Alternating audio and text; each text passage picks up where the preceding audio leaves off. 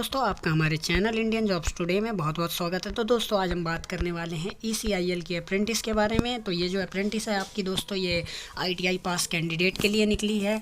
और यहाँ पे ECIL के फुल फॉर्म की बात करें दोस्तों, तो electronics corporation of India limited, ये इनका जो है फुल फॉर्म है। बाकी यहाँ पे हम बता दें, ये हैदराबाद की दोस्तों ECIL का प्लांट है हैदराबाद में।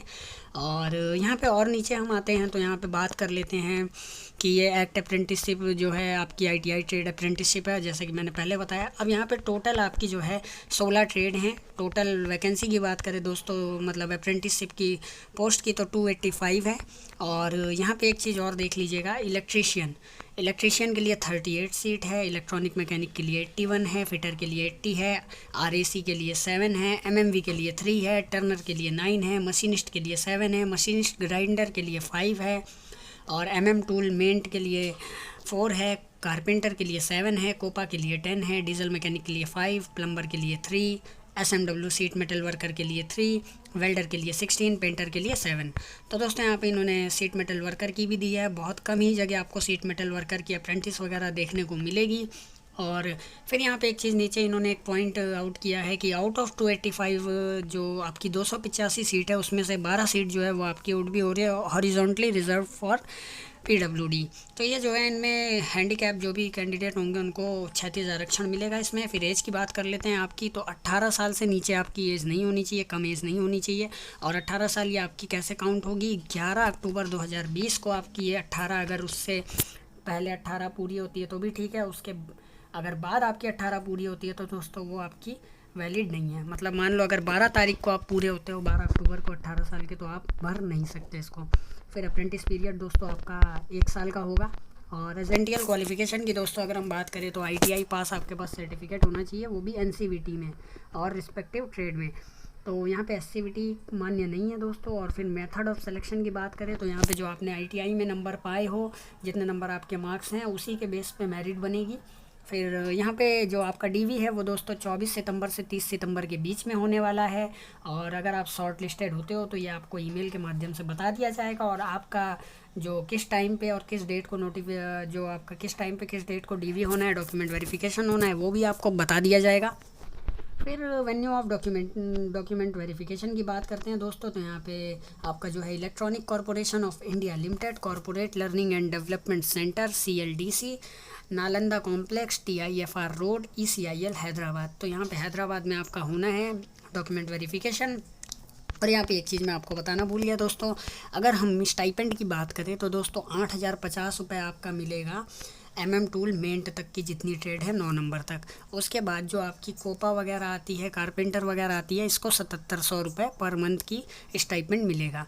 तो कोपा वगैरह जो है ये 1 साल की ट्रेडें हैं, तो इनको जो है आप समझ सकते हो, इनको स्टाइपेंड कम दिया जा रहा है। और दूसरी बात हम बात कर लेते हैं दोस्तों यहाँ पे कि जनरल कंडीशन इनकी क्या है। तो अगर यहाँ पे हम बात कर लेते हैं, तो अगर आपका A नंबर पे अगर है, A की बात कर लेते हैं, अगर आपका एलिजिबिलिटी क्राइटेरिया है और अगर आपने ITI उस ट्रेड में किया है, रिस्पेक्टिव ट्रेड में किया है, कहीं से अप्रेंटिस नहीं कर रखी है, तो आप अप्लाई कर सकते हो।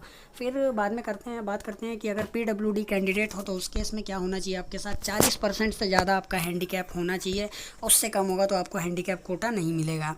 फिर यहाँ पे और बात कर लेते हैं, जो भी ITI होगा वो इंडियन मतलब इंस्टीट्यूट होना चाहिए आपका, अदर किसी टेरिटरी से किया हुआ मान्य नहीं होगा। फिर यहाँ पर बात करते हैं दोस्तों कि सिर्फ ऑनलाइन एप्लीकेशन ही एक्सेप्ट किए जाएंगे, किसी भी तरह से ऑफलाइन एप्लीकेशन एक्सेप्ट नहीं किया जाएगा। तो इसको आपको किसी भी तरह से पोस्ट वगैरह नहीं करना है।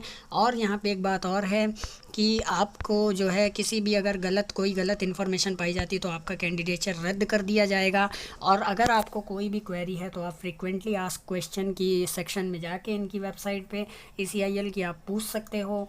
फिर यहाँ पे और अगर हम बात कर लेते हैं दोस्तों, तो यहाँ पे एक चीज़ और बता दें आपको कि ECIL के पास जो है पूरा का पूरा राइट है आपका फॉर्म कैंसिल करने का, या जो है रिस्ट्रिक्शन लगाने का, या आपकी जो वैकेंसी है उसको इंक्रीज़ या डिक्रीज़ करने का उनकी नीड के अनुसार।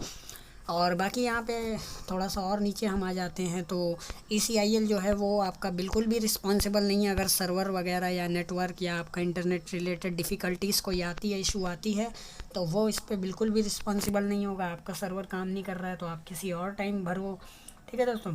तो यहाँ पे और हम नीचे की बात कर लेते हैं दोस्तों। तो यहाँ पे जो है कि मेन पॉइंट पे ही हम बात करेंगे दोस्तों यहाँ पे।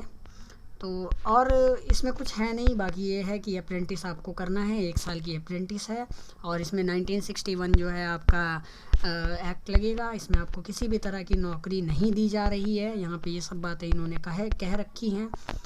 और यहाँ पे दोस्तों एक चीज़ और अब बता देते हैं आपको कि यहाँ पे आपका कैरेक्टर सर्टिफिकेट भी लगेगा और यहाँ पे 2 कैरेक्टर सर्टिफिकेट होने चाहिए और 2 डिफरेंट गेजेटेड ऑफिसर से आपके कैरेक्टर सर्टिफिकेट होने चाहिए। बहुत जगह 1 लगता है, यहाँ पे पता नहीं क्यों दोस्तों 2 लग रहा है, लेकिन 2 कैरेक्टर सर्टिफिकेट ही आपके यहाँ पे मान्य है और दोनों अलग अलग गेजेटेड ऑफिसर के होने चाहिए।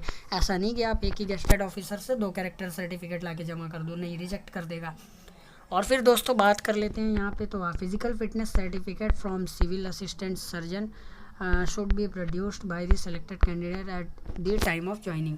तो यहाँ पे मेडिकल की बात कर रहे हैं दोस्तों। तो ये सिविल असिस्टेंट सर्जन से नीचे की पोस्ट नहीं होनी चाहिए, उससे ऊपर की भी हो सकती है। वैसे तो असिस्टेंट सर्जन से ही आप जो है ज्वाइनिंग के समय मेडिकल बनवा के लेके जाइएगा।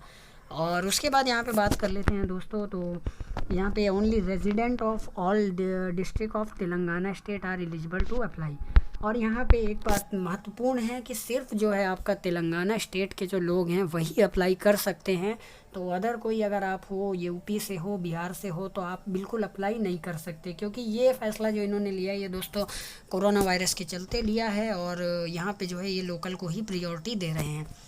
अब यहाँ पे बात कर लेते हैं दोस्तों कि फॉर्म को अप्लाई कैसे करना है। तो आपको फॉर्म को जो अप्लाई करना है वो अप्रेंटिसशिप इंडिया की वेबसाइट के थ्रू, उनके पोर्टल के थ्रू अप्लाई करना है। और यहाँ पे आपका क्या क्या लगेगा, तो आईडी प्रूफ लगेगा, क्वालिफ़िकेशन, कैटेगरी PWD है तो उसका डॉक्यूमेंट, आधार नंबर, ये सब लगेगा। और दोस्तों यहाँ पे आईडी प्रूफ की बात करें तो वहाँ आधार कार्ड आपका काम नहीं करेगा। उसके लिए आपको जो है या तो पैन कार्ड होना चाहिए या ड्राइविंग लाइसेंस या बैंक पासबुक या फिर पासपोर्ट होना चाहिए आपका, ठीक है। और दोस्तों यहाँ पे अगर आपकी मैंने बताया कि अगर जो आपका DV है वो 24 तारीख से जो है आपका 24 से 19 के बीच में होने का चांस है। और यहाँ पे जो है आपका ये जो करियर ऑप्शन में आप जाइएगा और फिर यहाँ पे रिक्रूटमेंट में जाइएगा। ऑनलाइन एप्लीकेशन प्रोसेस जो है वो ऑपरेशनल है। तो ये आपका जो है 24 अक्टूबर से दोस्तों 19 सितंबर तक का, 24 अगस्त से 19 सितंबर तक का आपका ये फॉर्म रहेगा। तो आप फॉर्म को भरने में दोस्तों देरी नहीं करिएगा। और जो 24 अगस्त सुबह 10 बजे से 19 अगस्त की शाम को 4 बजे तक होगा, ठीक है दोस्तों। फिर यहाँ पे हम थोड़ा सा और नीचे आ जाते हैं। अगर कोई इम्पोर्टेंट पॉइंट दिया होगा तो ज़रा हम इस पर भी बात कर लेंगे। अगर यहाँ पे तो वैसे कोई इतना इम्पोर्टेंट दिया नहीं है। यहाँ पे ये लिखा है कि मैं प्लीज़ बी नोटेड दैट हाँ, यहाँ पे इम्पोर्टेंट पास ये है कि आपको किसी भी तरह का ट्रैवल अलाउंस या डियरनेस अलाउंस पे नहीं किया जाएगा डॉक्यूमेंट वेरिफिकेशन में उनके वेन्यू तक जाने पर। तो यहाँ पे ये भी बात आप ध्यान में रखिएगा।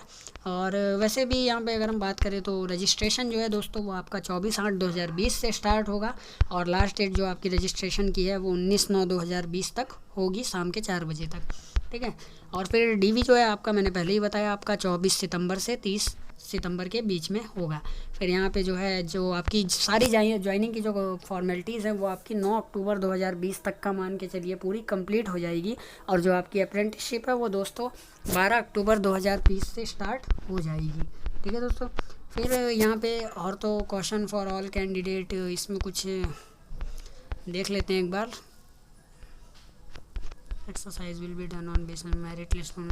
हाँ, यहाँ पे ये बोल रहे हैं कि भाई ये पूरी जो भी भर्ती है वो निष्पक्ष तरीके से की जाएगी, जैसा मेरिट बनेगा वैसी ही इसमें आपको प्रायोरिटी दी जाएगी। अगर आप मेरिट में ऊपर हो तो आपको मेरिट में ऊपर ही रखा जाएगा। ऐसा नहीं है कि आपकी जगह किसी और बंदे को रख दिया जाए या किसी और बंदे की जगह आपको रख दिया जाएगा, ठीक है दोस्तों। तो निष्पक्ष भर्ती है ये अप्रेंटिस की। और दोस्तों अगर आपको ये वीडियो अच्छा लगा हो तो वीडियो को लाइक कीजिएगा, चैनल को सब्सक्राइब कीजिएगा। जय हिंद।